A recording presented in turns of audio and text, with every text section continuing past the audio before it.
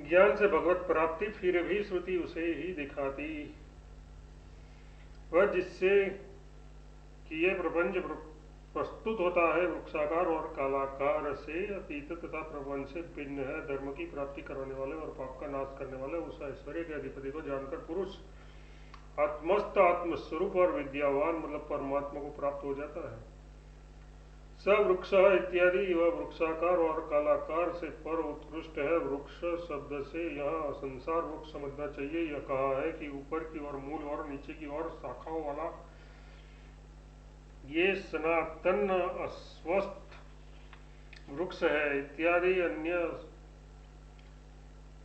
यथार्थ प्रपंच से अस्पृष्ट है। जिस ईश्वर से प्रपंच प्रवृत्त होता है, धर्म की प्राप्ति कराने वाले और पाप का उच्छेद करने वाले उस भग यानी ऐश्वर्यादि के स्वामी को जानकर पुरुष आत्मस्थ आत्म यानी बुद्धि में स्थित अमृत अमरण धर्म विश्वधाम विश्व के आधारभूत परमात्मा को प्राप्त हो जाता है, क्योंकि वह जीव पृथ्वी आदि तत्वों से भिन्न है। इस वाक्य का साथ के सबके साथ संबंध है।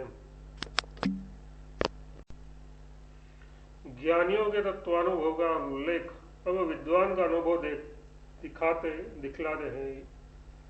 दिखलाते हुए श्रुति उपयुक्त अर्थ को पुष्ट करती है। ईश्वर के परम महान ईश्वर, देवताओं के परमदेव, परपतियों के परमपति, अव्यक्तादि पर से पर तथा विश्व के अधिपति उस स्तवनीय देव को हम जानते हैं। तमीश्वराणाम इत्यादि उस वैवस्पति आदि ईश्वरों लोकपालों के परम महेश्वर, इंद्रादि देवताओं के परमदेव, पतियों प्रजापतियों के परमपति, पर अक्षर से पर भुवनों के ईश्वर देव होतनात्मक नित्यस्तुत्य परमात्मा को हम जानते हैं। परमात्मा की महत्ता, उसकी महेश्वरता किस प्रकार है सो बताते हैं। उसके शरीर और इंद्रियों नहीं है, उसके समान और उससे बढ़कर भी कोई दिखाई नहीं देता। उसकी पराशक्ति नाना प्रकार की ही सुनी जाती है और वह स्वाभाविक ही ज्ञान क्रिया और बल क्रिया है। न तस्य इत्यादि उसके कार्य शरीर और कर्ण चक्षु आदि इंद्रिया नहीं है, उसके समान और उससे बढ़कर भी कोई देखा नहीं या सुना नहीं जाता। उसकी पराशक्ति नाना प्रकार की है, सुनी जाती है और वह स्वाभाविक ज्ञान बल क्रिया अर्थात ज्ञान क्रिया और बल क्रिया है। ज्ञान क्रिया संपूर्ण विषयों के ज्ञान की प्रवृत्ति और बल क्रिया अपनी सन्निधि मात्र से सबको वश में करके नयमन करना। क्योंकि ऐसा है इसलिए लोक में उसको कोई स्वामी नहीं है, न कोई शासक या उसका चिन्ह ही है। वह सबका कारण है और इंद्रियाधिष्ठाता जीव का स्वामी है। उसका न कोई उत्पत्ति करता है और न स्वामी है। लोक में उसका कोई स्वामी नहीं है तो उसका कोई ईशिता नियंता भी नहीं है। उसका कोई लिंग कुमादि रूप चिन्ह भी नहीं है उससे अनुमान किया जा सके। वह सबका कारण और कारणाधीप परमेश्वर है। क्योंकि ऐसा है इसलिए उसका कोई जनयिता यथार्थ उत्पत्ति करता और स्वामी भी नहीं है।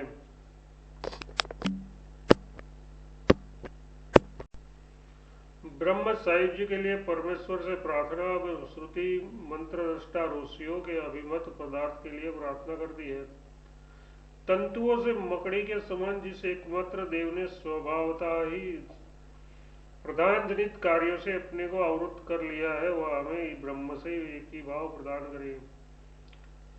यस्तु न भ इत्यादि जिस प्रकार मकड़ी अपने से उत्पन्न हुए तंतुओं से अपने ही को आवृत कर लेती है, उसी प्रकार प्रधानज यथार्थ अव्यक्त से उत्पन्न हुए तंतु रूप नाम रूप और कर्मों से जिसने अपने को आच्छादित कर रखा है, वह हमें ब्रह्म में लीन यानी एक ही भाव प्रदान करे। परमेश्वर के स्वरूप का निर्देश फिर भी हथेली पर रखे हुए आंवले के समान उसको साक्षात रूप से देखते हुए श्रुति दो मंत्रों द्वारा इस बात को प्रदर्शित करती है कि उसके विशेष ज्ञान से ही परम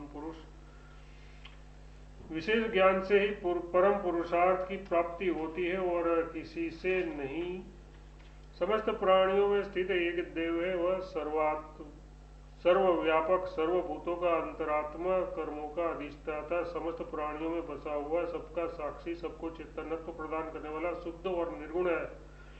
एको देव इत्यादि सर्वभूतों में गुण, समस्त प्राणियों में छिपा हुआ एक अद्वितीय देव प्रकाशनशील परमात्मा है। वह सर्वव्यापी, सर्वभूतांतरात्मा अर्थात सबका स्वरूपभूत कर्माध्यक्ष, समस्त प्राणियों के लिए किए हुए समस्त कर्मों का अधिष्ठाता, सर्वभूताधिवास यथार्थ समस्त प्राणियों में निवास करने वाला, समस्त भूतों का साक्षी यथार्थ सर्वद्रष्टा है, क्योंकि